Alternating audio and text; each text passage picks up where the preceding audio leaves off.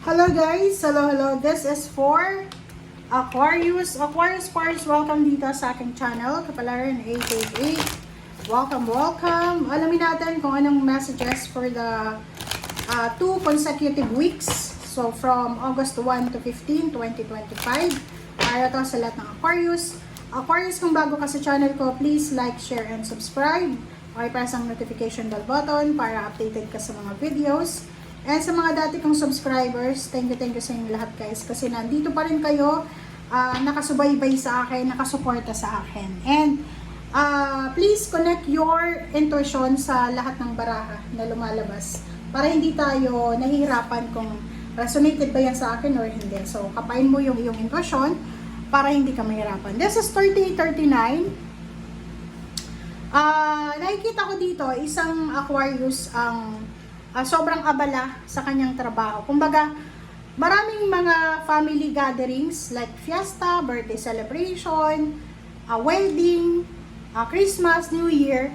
Ang maraming hindi niya nasa-celebrate because busy siya sa trabaho, busy sa obligation.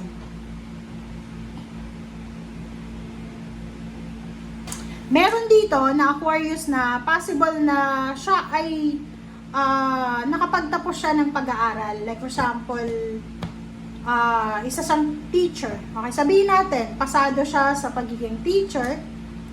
But, ang trabaho niya siguro ngayon ay sa pabrika. Parang ganun. Ang Aquarius na to ay maybe yung trabahong ginagawa mo or maybe nagtatrabaho ka sa ibang bansa, sa Middle East as an OFW, sa bahay, diba? Nakikita mo sa mga social media accounts sa mga classmates mo na sila, yung iba nagtatrabaho na sa public school, yung iba naman nagtatrabaho sa private school, pero ikaw, yung trabaho mo, hindi siya related sa tinapos mo. Pero kung sweldo yung i-compare, mas mataas yung sweldo mo sa kanila. Kahit sabihin natin na nakuha nila yung profesyon na gusto nila. And nakikita ko sir dito na yung mga tao na to, may mga tao sa paligid mo eh. Kung OFW ka, may mga naiinggit sa'yo eh. Sa Pilipinas, pwedeng yung mga kapitbahay mo, ikaw yung pinag-uusapan eh. Like parang sinasabi, eto si Aquarius, tingnan mo, isang teacher, sayang lang eh. Diba? Hindi nila alam, mas mataas yung sweldo mo kahit maid ka lang. Or kahit na nasa ibang bansa ka, hindi ka teacher sa ibang bansa, isa kang janitress, hindi nila alam na mas mataas yung sweldo mo kaysa sa regular na teacher sa Pilipinas. So, meron ditong mga tao na parang ang tawag doon? Yung ina-underestimate ka. Okay? Comment down below if resonated.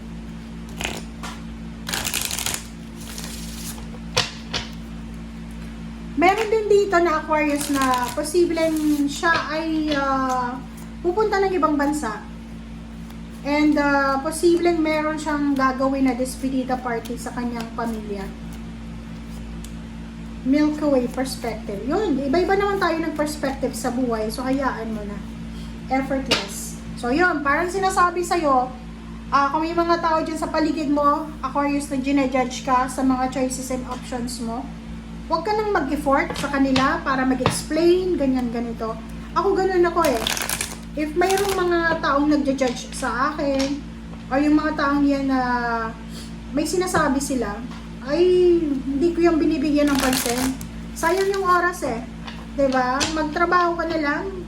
Huwag mo nang pansinin kaysa pag pinansin mo, may inis ka, magagalit ka, kung may high blood ka, tataas yung blood pressure mo, mas okay na busy ka sa trabaho.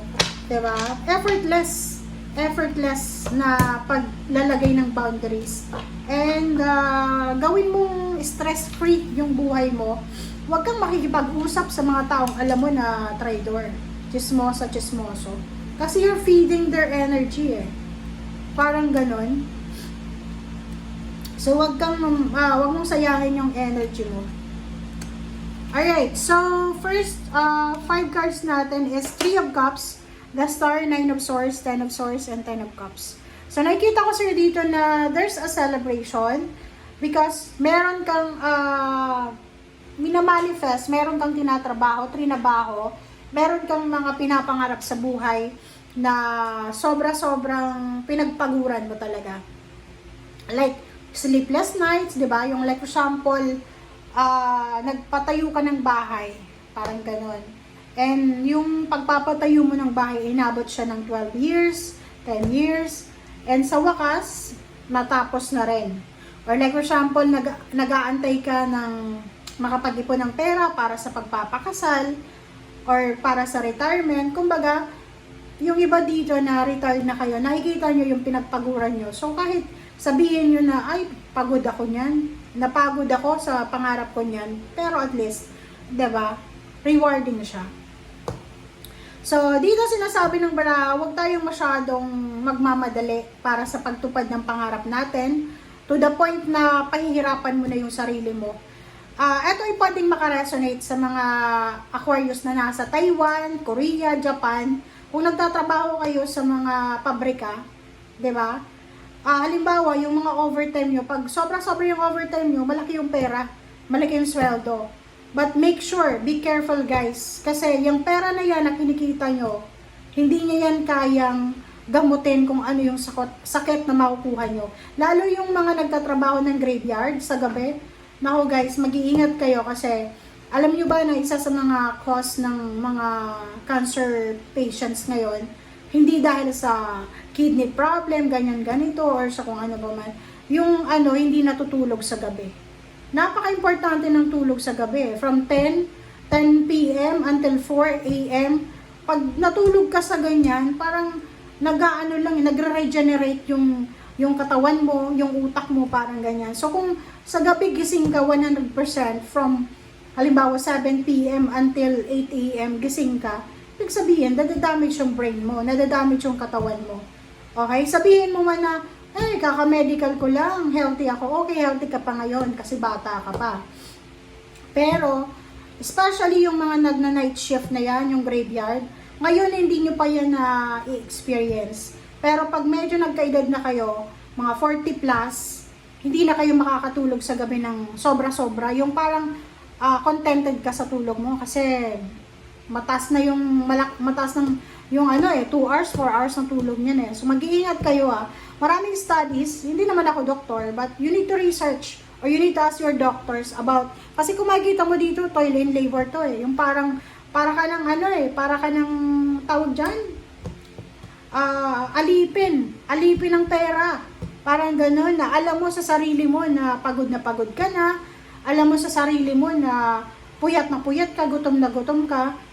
Ang ginagawa mo, natutulog ka na lang. Yung iba, umiinom ng sobrang tapang na kape, which is hindi naman masama yung kape kasi yung kape, antioxidant siya. Especially no sugar, no cream. But the problem is, yung kape, pag nasobrahan ka, magpapalpitate talaga yung puso mo kasi sobra ka magiging active. Yung iba, pinagsasabay pa yung kape tsaka mga energy drink. Okay? Mag-research kayo lalo kung ang trabaho nyo sa pabrika. Yung mga OFW natin dyan okay lang kumita ng malaki. Okay lang, but make sure na maging healthy tayo. Kasi kawawa kayo, wala kayong pamilya dyan. Okay, sabihin na natin may insurance kayo dyan, health insurance. Pag nagkasakit kayo, wala namang, hindi niyan lahat mako-cover diba? And isipin mo walang magbabantay sa'yo sa hospital. Sabihin natin, okay, may pera ka na pang hospital because the company will provide it. But sino yung magbabantay sa'yo? Yun. Gusto nyo ba yun? So, walang problema sa pagkakaroon ng maraming pera because of overtime. Yung iba, binabrag pa nila diba? Binabrag pa nila na ako ay earn 200,000 pesos as a factory worker and parang sinasabi niya na working for 7 days. Nako guys, huwag tayong papaalipin sa pera because of, I don't know, kasi kawawa yung katawan nyo. Diba? Our body is the temple of the Holy Spirit. Take care of your body kasi hindi natin pag-aari yung katawan natin Wala tayong pag-aari dito sa mundo. Pag inabuso mo yung katawan mo, parang inabuso mo na rin yung creation ng God. Okay? 8 of Pentacles, Justice, 8 of Cups, King of Wands. So, yun. Sinasabi ng bara sa'yo dito na yung iba sa inyo, posibleng may trabaho kayo ngayon, pero pipirma kayo ng another contract sa ibang company. Parang part-time or full-time. And nakikita ko siya dito na there's a possibilities na yun, umasenso ka talaga sa ibang bansa. But make sure na yung trabaho natin and our habits or routine para sa health ay balance siya. Okay? And Ace of Pentacles, Seven of Pentacles, King of Cups, sinasabi ng baraha sa'yo na huwag kang mag-alala, Aquarius, kasi lahat ng pinagpapaguran mo, lahat ng mga pinagdaanan mo, na sakit, pagod, lahat yan, may kaakibat yan na success. But yun na nga, make sure na hindi mo napapabayaan yung mental health mo, physical health, spiritual health, and then pagmamahal sa sarili. Okay? Thank you guys. Bye!